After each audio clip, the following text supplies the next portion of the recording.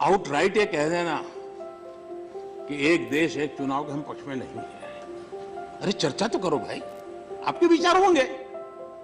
हम चीजों को स्थगित करो। मैं मानता हूं जी कि जितने बड़े बड़े नेता हैं, व्यक्तिगत जब भी मिला हूं, सबने कहा यार ये बीमारी से तो मुक्त होना चाहिए। एक बार 5 साल में एक बार चुनाव आए, महीना 2 महीना चुनाव का उत्सव चले, फिर सब काम में लगे। ये बात सबने बताई। सार्वजनिक रूप से स्टैंड लेने में दिक्कत होती होगी।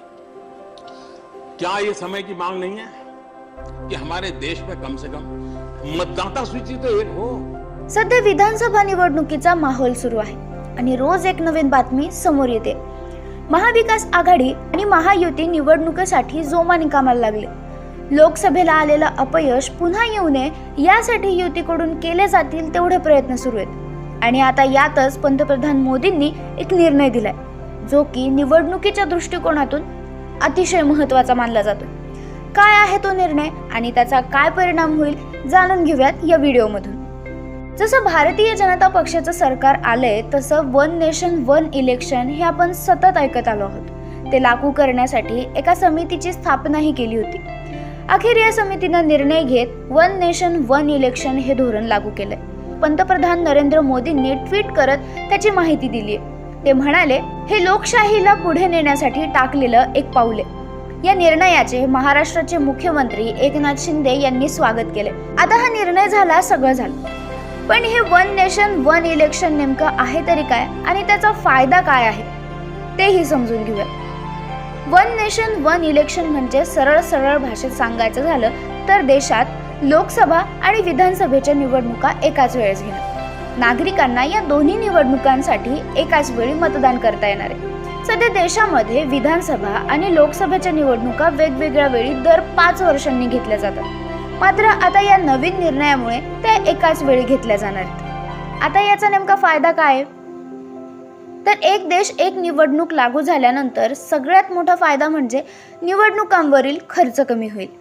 निवडणुका एकाच वेळी घेतल्यानं वेगवेगळ्या निवडणुकांवर करावा लागणारा खर्च कमी होईल। त्याचबरोबर विकास कामांना वेगही येईल। आता तुम्ही म्हणाल की यामध्ये विकास कामांचा काय संबंध? निवडणुका म्हणलं की आचारसंहिता लागू केली जाते आणि या काळात कोणतेही निर्णय घेतले जाऊ शकत नाही। त्यामुळे जर वन नेशन वन इलेक्शन लागू केलं तर आचारसंहिता एकदाच लागू केली जाईल आणि विकास कामांसाठी पुरेसा वेळ भेटेल। त्याचबरोबर निवडणुका सुरू झाल्या की शिक्षक, सरकारी कर्मचाऱ्यांना ड्युटी लावली जाते। एक देश एक निवडणुकीमुळे हा वेळ आणि पैसा दोन्हीची बचत होईल आणि सरकारी कर्मचारी विना अडथळा आपली ड्युटी पूर्ण करू शकतील। परंतु असं जरी असलं तरी या निर्णयामुळे संविधानात बदल करावे लागतील। एवढंच नव्हे तर स्थानिक पक्षांचा या प्रस्तावाला विरोध असण्याचा सर्वात महत्त्वाचा मुद्दा आहे की निवडणुकीदरम्यान ते स्थानिक प्रश्न प्रभावीपणे मांडू शकणार नाहीत। तसंच राष्ट्रीय पक्षांसोबत ते खर्च आणि रणनीती यामध्ये स्पर्धा करू शकणार नाहीत। हा निर्णय मोदी सरकारने आता जरी घेतला असला तरी तो नोव्हेंबर-डिसेंबर मध्ये लागू केला जाण्याची शक्यता आहे असं सांगण्यात आले।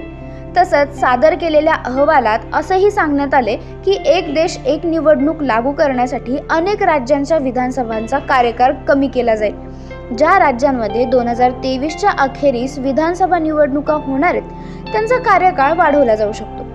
कायदा आयोगाच्या प्रस्तावाला सर्व पक्षांनी सहमती दर्शवल्यास 2029 पासूनच त्याची अंमलबजावणी केली जाईल असंही या अहवालात म्हटले।